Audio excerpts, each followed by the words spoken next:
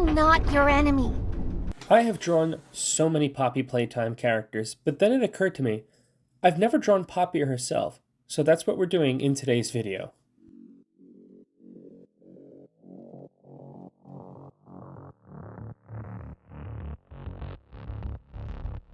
Poppy was originally created by Playtime Co. in 1950, and she was created as a doll that was designed to behave and interact like a realistic human.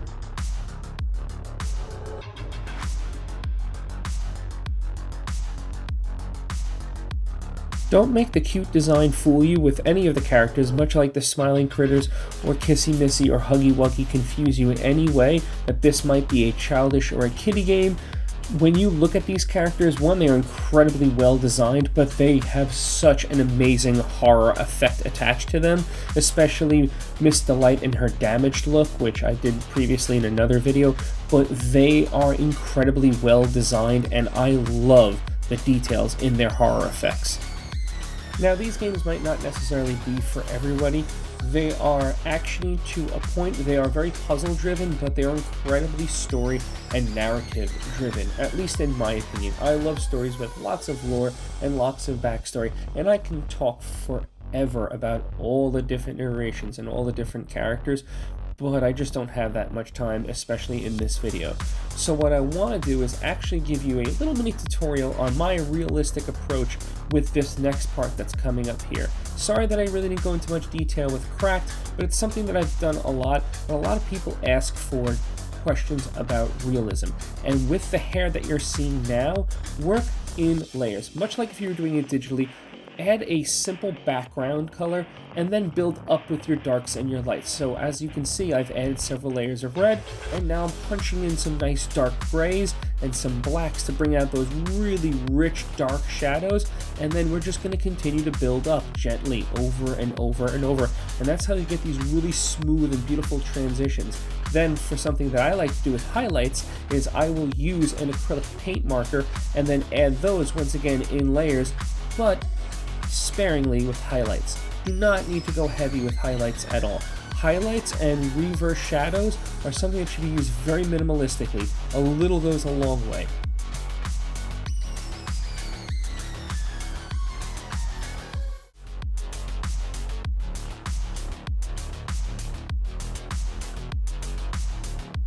Now, I really do love color pencils, but there's a particular problem with color pencils as it pertains to this. Poppy has a really smooth face. So to achieve that really smooth transition, you can't burnish or press really hard with your color pencils. You need a very smooth, clay-like color pencil. You don't want a very hard color pencil. You want something that's very smooth and very brittle so that way you can apply those gentle layers. And you want to work, once again, in layers. I know I say it a lot, but you're going to do about 5 to 6 different types of color underneath, and then with this blue, that's when I kind of pressed harder and flattened a lot of the colors, and then I bounced back and forth for the shadows and the highlights. We're not pressing too hard because once you damage the paper, it's all over. Then for those nice smooth white highlights, I tapped out and blended an acrylic paint pen and then punched back in, dancing back and forth between my highlights and my shadows to get this really glossy, smooth, doll-like feature.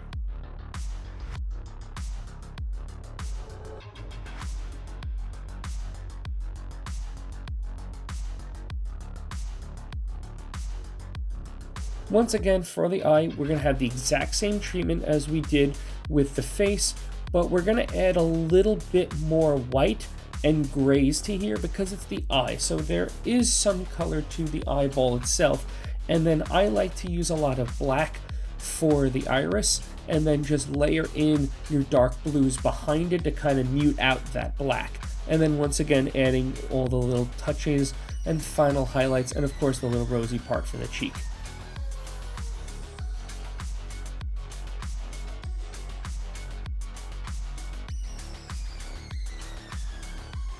And next we're up to puzzle. And the reason why I added puzzle was because a lot of people seem to like it in some of the other videos with embarrassment, and I decided to bring it back mainly because it is a puzzle-driven game, so I thought it would add that nice little cohesion to the overall piece. When I was originally bringing up designs for what I want to do for the overall piece, I was thinking cartoon and anime and Tim Burton, But overall, I really wanted to do a puzzle, but in a cartoon style, so hence this is why I went really bold with my lines and really rich saturations with my colors, because I wanted to give it a cartoon feel, but still puzzle. And if you've made it this far in the video, before we get on to the horror, if you could please do me a favor, hit that like button, hit that subscribe button. It lets YouTube know that you really like the content, and I really appreciate it, and answer all of your comments. And now, let's get to horror. So for the overall design and theme, I wanted to showcase the eyeball, but in a different way. So I had it popping out of the socket. So it is your warning. This is your warning. If it's a little too gruesome, just skip to the end. But I had to add in all the nice little gruesome details. I frayed out her hair. I wanted to pay an homage to my Miss Delight drawing that I did, so I gave the mouth a little fracture and crack. Because it's a porcelain doll, I wanted to make it look like it's been sad and misused, and I'm sorry if it upset you, because it did kind of upset me when I was creating it. But I still really, really love the design. I think when it comes to design, happiness sometimes goes away. Yeah, what can I say? You know, sometimes we have to look at things and say, wow, even though it's kind of sad, that really looks cool, and I think this looks freaking cool. But let me know what you guys think in the comments. Do you think it's a little too much? I personally love it. Until next time, if you like this video, then check this one out.